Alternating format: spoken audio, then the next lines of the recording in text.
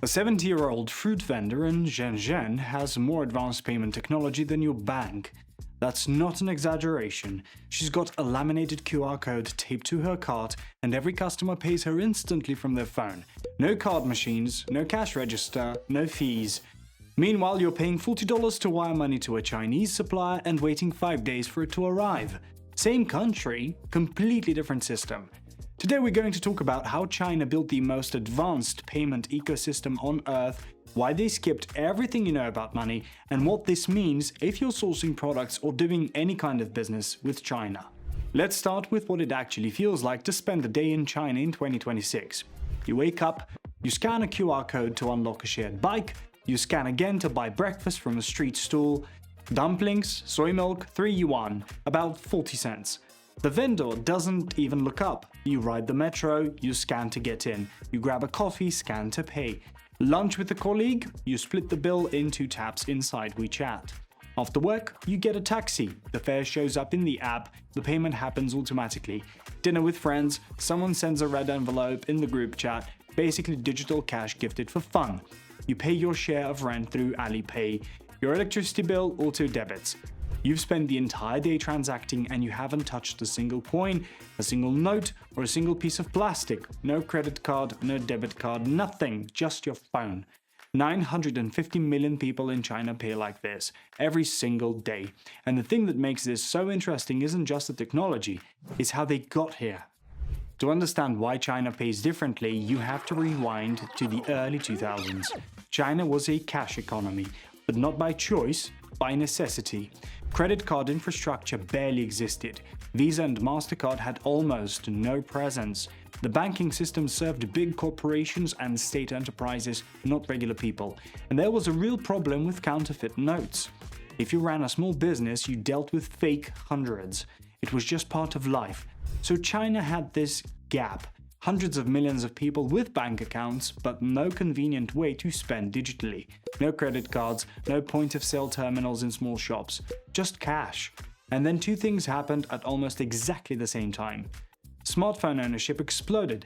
In 2013, 29% of Chinese adults had a smartphone. By 2016, it was 71%. In 3 years, hundreds of millions of people suddenly had a powerful computer in their pocket connected to their bank account. And second, two companies saw the opportunity before anyone else. This is where the story gets good. In 2004, Alibaba had a problem. People were buying and selling on Taobao, their marketplace platform, but nobody trusted each other enough to send money first. Buyers didn't want to pay before receiving goods, sellers didn't want to ship before getting paid. Sound familiar? It's the same trust problem every importer faces today, so Alibaba built Alipay. Originally, it was just escrow. You pay into Alipay, the seller ships, you confirm delivery, Alipay releases the funds. Simple. But that escrow tool evolved into a full payment platform. And because it was solving a real trust problem, adoption was massive. Then Tencent made their move. WeChat was already the messaging app everyone used. Think WhatsApp, but with 10 times more functionality. In 2014, they launched a feature called digital red envelopes. In Chinese culture, you give cash in red envelopes during Lunar New Year. Tencent turned that into a feature inside WeChat. You could send money to friends, to family, to group chats. It went viral overnight. During the 2015 Lunar New Year alone, over 1 billion digital red envelopes were sent. And suddenly, hundreds of millions of people had payment functionality activated on their phone without even thinking about it. They weren't signing up for a payment app, they were sending a gift to their grandmother. And just like that, the payment infrastructure was in place. China didn't adopt credit cards and then move to mobile. They skipped credit cards entirely. Cash to phones. That's the leapfrog. So why did QR codes win?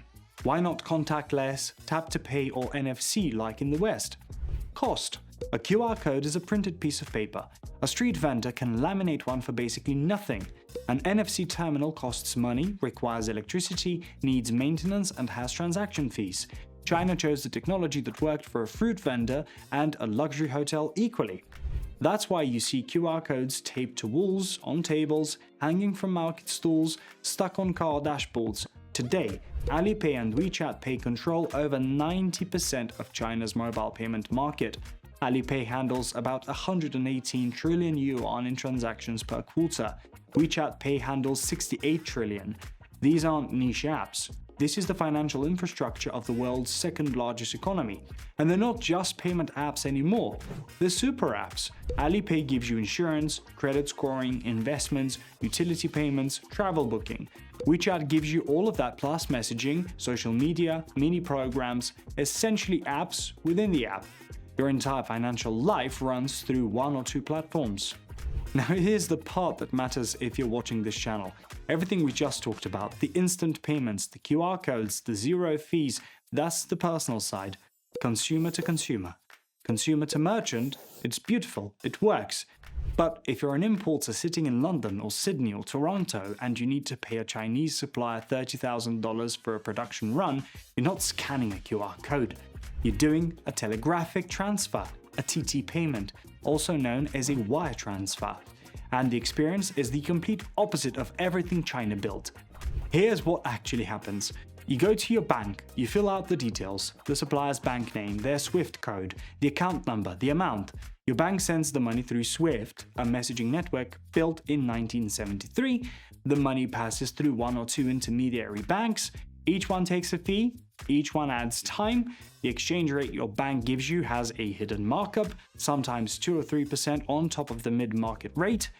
The whole process takes 3 to 5 business days, sometimes longer. So let's do the maths. On a $30,000 transfer, you might lose $300 to $900 on the exchange rate alone, plus $30 to $50 in wire fees, plus whatever the intermediary banks skim. And your supplier doesn't get paid for almost a week. You're using 50-year-old plumbing to send money to the most advanced payment ecosystem on Earth. That mismatch is costing you real money. This is where it gets really interesting, because China isn't just sitting on its consumer payment system, they're building new infrastructure for cross-border business payments too. First, there's CIPS. CIPS, the cross-border interbank payment system. Think of it as China's alternative to SWIFT for Yuan-denominated transactions. It's faster, it's cheaper, and it's growing. Then there's a digital Yuan, the eCNY. This is China's central bank digital currency, and in January 2026 it got a major upgrade. The People's Bank of China reclassified it as digital deposit money. It now pays interest. It supports smart contracts for business transactions, and it's being tested in over 29 cities. The biggest development is mBridge. This is a cross-border payment platform built by the central banks of China, Thailand, the UAE, and Hong Kong. It allows direct settlement between countries without going through the US dollar system. As of early 2026, mBridge has processed over $55 billion in transactions. That's a 2,500 times increase from its early pilots in 2022. What does this mean in plain English? The rails that carry money between countries are being built.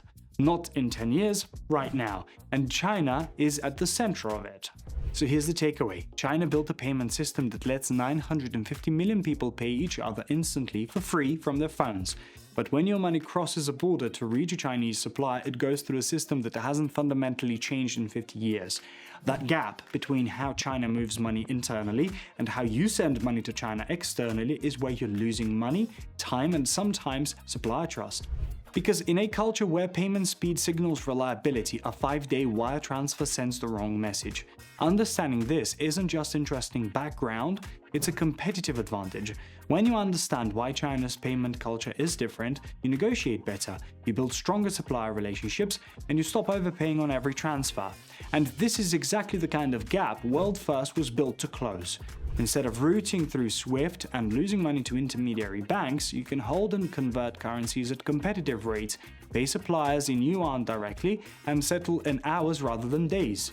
It doesn't make the 50-year-old system disappear, but it gives you a way around it. China didn't follow the West's playbook on payments. They wrote their own. And whether you're sourcing products, paying suppliers, or just trying to understand the country you're doing business with, knowing this story gives you an edge. If this was helpful, subscribe to World First. We're a global payments platform that helps importers and business owners pay suppliers overseas faster, cheaper, and with more control, and we put out practical guides like this every week. Hit the notification bell so you don't miss the next one.